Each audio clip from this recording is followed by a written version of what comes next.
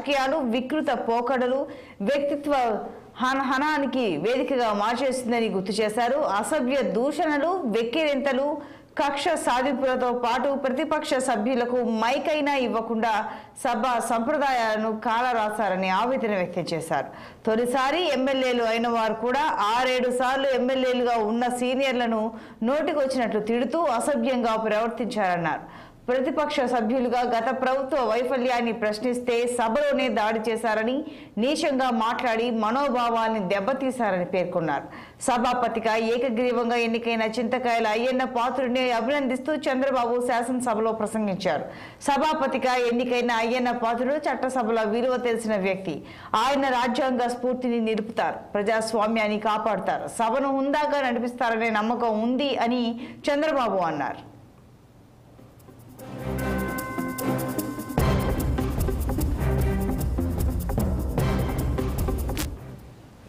తిరుపతిలో నాపైన 24 claymore mines తో దాడి చేసినా నా కళ్ళల్లో నీరు రాలేదు. కానీ ఎలాంటి సంబంధము లేని నా సతీమణిపై నిండు సభలో తప్పుడు ఆరోపణలు చేశారు.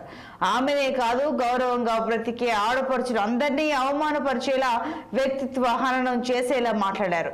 సామాజిక మాధ్యమాల్లో పోస్టులు పెట్టారు. అవన్నీ చూసి తొలిసారి నా జీవితంలో కట్టెతడి పెట్టుకున్నా. అలాంటి వ్యక్తులు, అలాంటి పార్టీ రాష్ట్రానికి అరిష్టమని అనుకున్నా.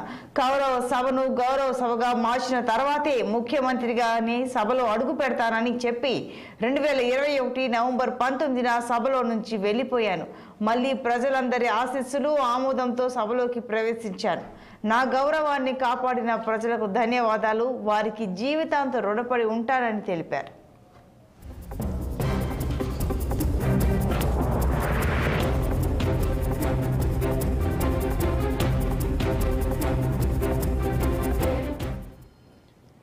ఇప్పటి వరకు 16 శాసనసభలు కొలువు తీరగా వాటిలో 9 సభల్లో నేను సభ్యుడిగా ఉన్నాను. అన్ని సభలు చూశాను. కానీ గత 5 ఏళ్లలో జరిగిన 15వ శాసనసభ లాంటి సభను నా జీవితంలో ఎన్నడూ చూడలేదు. అదొక కౌరవ సభ. అందుకు భిన్నంగా ప్రస్తుత 16వ శాసనసభను అత్యున్నత సభగా గౌరవప్రదంగా నిర్వహించాల్సిన బాధ్యత అందరిపైన ఉందన్నారు. ఇక్కడ ప్రతిపక్షాన్ని దృష్టిలో పెట్టుకుని కాదు, ప్రజా ప్రభుత్వంగా ప్రజలకు మనం జవాబుదారీతనంగా ఉండాలని నేతలకు సూచించారు.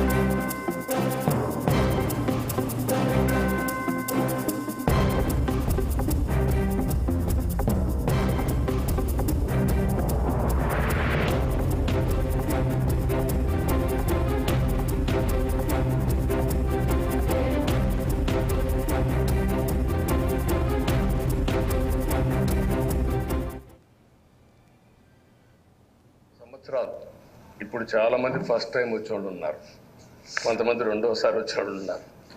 42 సంవత్సరాలు ఒక నియోజకవర్గం అంటె పెట్టుకుని నర్చర్ చేసి 7 సార్లు గెలవడం అనేది ఒక అరుదైన అనుభవం. చాలామందికి 2-3 సార్లుగా ఫెట్టెక్కి వస్తుంది.